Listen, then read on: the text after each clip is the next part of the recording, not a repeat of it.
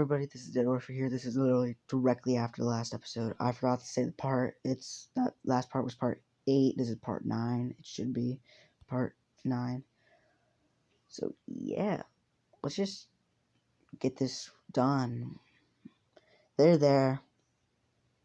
The whole thing happens. The race goes normally. The cavalry battle goes normally. But when the 1v1 happens, something different happens. Let's say Deku notices someone standing on top of the whole on thing. You know what I'm talking about? The whole on stadium. And he's wondering what is that person doing? He tells Koda and Eri about it. And they both don't know why either. So he's just watching that person. He's just watching him real close and carefully. And he sees that he takes out a notebook is taking notes of their quirks.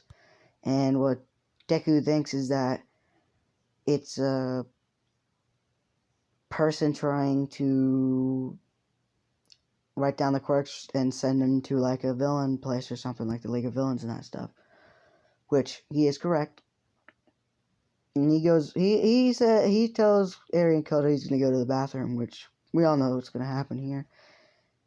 He goes into dead space. And he gets up there quite fast. No one notices him. And he walks behind this person with this gun. Looks over his shoulder to see what he's writing down. He was correct. He was writing down their quirks and that stuff. And he pulls up the cutter, points it directly at this guy's head. All you can hear is Ching! That's all you can hear. The guy can hear. And he's like, so, what are we going to do with this information? And the guy turns around. It's not anyone important. It's not really anyone important, so yeah, hold up real quick. Sorry about that. People were talking anyway. Moving on. The person's panicking.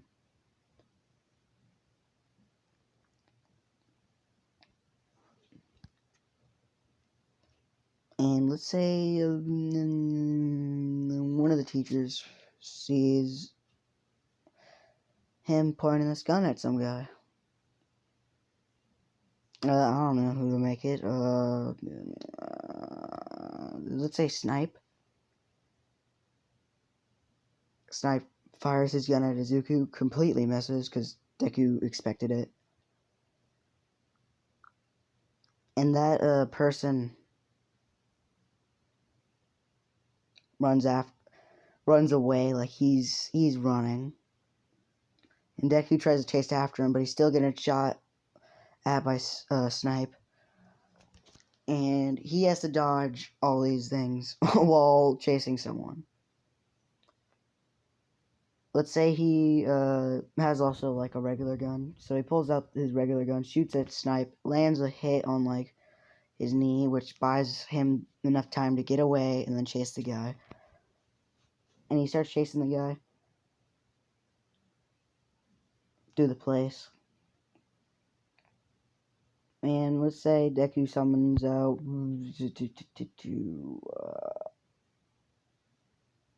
a spider. And it lands on the guy's face, and he's freaking out. He gets it off, slams it on the floor, and then just keeps running. But it buys Deku enough time to catch up to him. He grabs him, slams him to the floor. Kills the guy.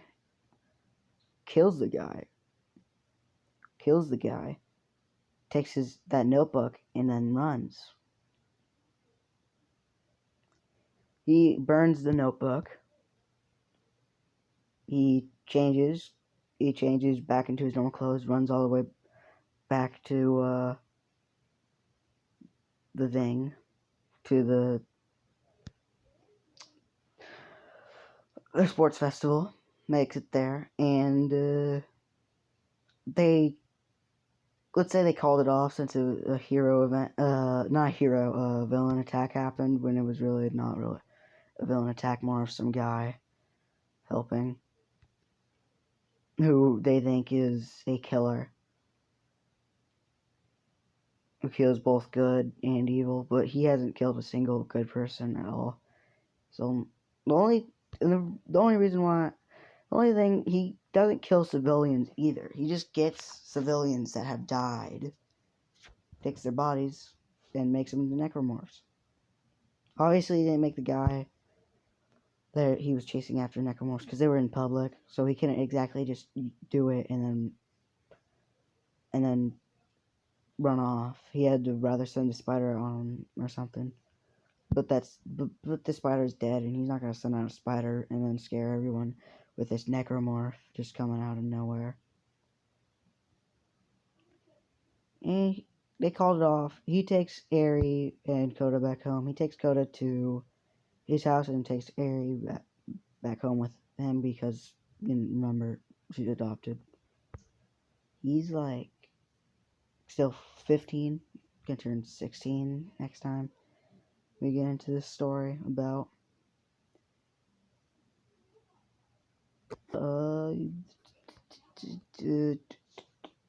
what else should I do? Because I still got some time. I don't know. Everything goes back to normal, pretty much. His identity was never found out. He's never been anything. Well, the only time his identity was ever found out was by Coda, but that's it. And Coda, every time he comes over, is like a major fanboy. Always asking for an autograph and that stuff. But Deku can't give him an autograph because it would be very suspicious to Coda just go back home from Deku's house with a autograph from Dead Space. His parents will be like, huh, suspicious. Anyway, a couple months pass by. On to the training camp arc, because I still got like a couple minutes left. Anyway, he figures out they're gonna attack on this day. They have a lot more people, so except for Muscular, because Muscular is dead, remember, and also technically a part of his team. So yeah, Coda's never really in danger. Oh man. So yeah, Coda says his parents are not dead. He's never there. But he should not be there. But let's say he was like hanging out with his auntie for that 1 week at the summer camp. So yeah, he's there. Deku knows he's there, and he's like, "Oh crap, I'm gonna have to save this kid." He goes there. First day, like the rest of them, kinda. Like when they get blown down there, he's like hiding in the trees, watching them slowly, making sure they won't attack. Because he doesn't know when they're going to attack, he just knows they're going to attack. So he's just there.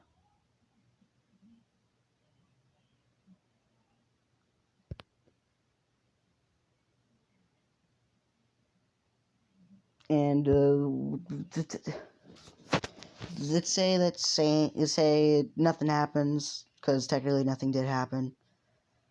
It's nighttime. Coda's, well, technically, yeah. So next day. I don't remember what day it was they attacked. So yeah, let's just say it was like the third day, because I don't really care. The next day, he's been sleeping on nothing but a rock for the last 2 days. He's getting tired of it. He's waiting. Next night, Koda's at the little cliff he hangs out at. Deku stops by there for a bit, talks to Koda, and they notice the blue flames, and Deku's like, "Hey Koda, you have a water quirk, right?" And Koda's like, "Yeah." And Deku looks at him and is like, "You want to play hero for a little? You want to play hero a bit?" And that's where I'm gonna leave it off there. I'm gonna leave it off right there. Give people wanting more, you know? Leave it on a cliffhanger. Anyway, that's it. Bye.